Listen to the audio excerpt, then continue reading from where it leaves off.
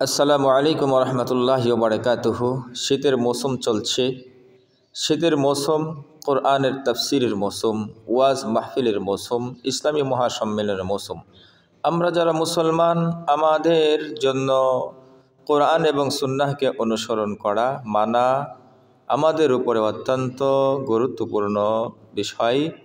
কোরআন আমরা অনেকে জানি না, হাদিস আমরা অনেকে জানি না, ধর্মীয় বিধিবিধান অনেকে আমরা জানি না।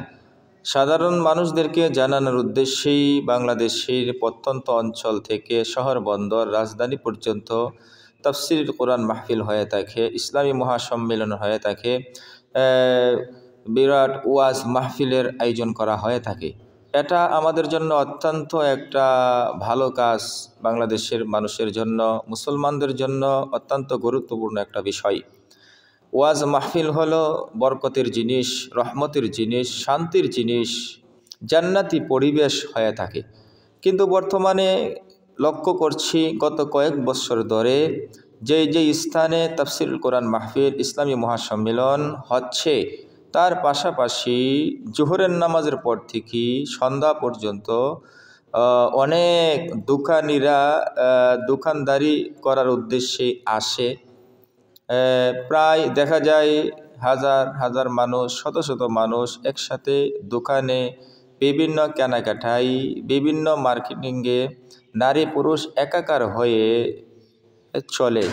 এটা তাফসির মাহফিলের জন্য বেবরকতি হয়, তাফসির মাহফিলের সাথে বেয়াদবি হচ্ছে।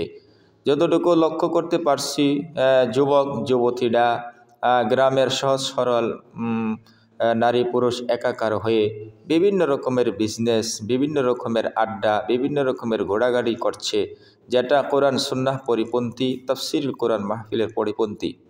এই জন্য বর্তমান সময়ের আমরা দিন দরদি মুসলিম ভাইয়েরা যদি আমরা খেয়াল করি, আমরা উদ্যোগ গ্রহণ করি, তাফসির কোরআন মাহফিল যেখানে হবে, ইসলামী মহাসম্মেলন যেখানে হবে, ইসলামী মহাসম্মেলন কোরআন সুন্নাহর সাথে সাংঘর্ষিক বেয়াদবিমূলক যা কিছু হচ্ছে ওইগুলিকে প্রতিরোধ করা এখনই সময়ের দাবি।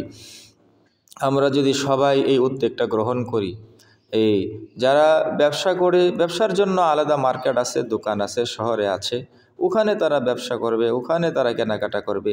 কিন্তু ওয়াজ মাহফিল, তাফসির কোরআন মাহফিলকে কেন্দ্র করে আজকে মেলার মতন যা হচ্ছে, এটা নিন্দনীয়, এটা প্রতিরোধযোগ্য। ইনশাআল্লাহ আমরা সকলেই এ ব্যাপারে সচেতনতা অবলম্বন করি, কোরআন সুন্নাহ অনুযায়ী আমাদের জীবনকে করার চেষ্টা করি। এই অপসংস্কৃতি মেলার মতো যা কিছু হচ্ছে, নারী পুরুষ একাকার হয়ে কেনাকাটা, হাসি তামাশা ইত্যাদি থেকে আমরা নিজেরা বাঁচব, অন্যদেরকে বাঁচানোর চেষ্টা করব।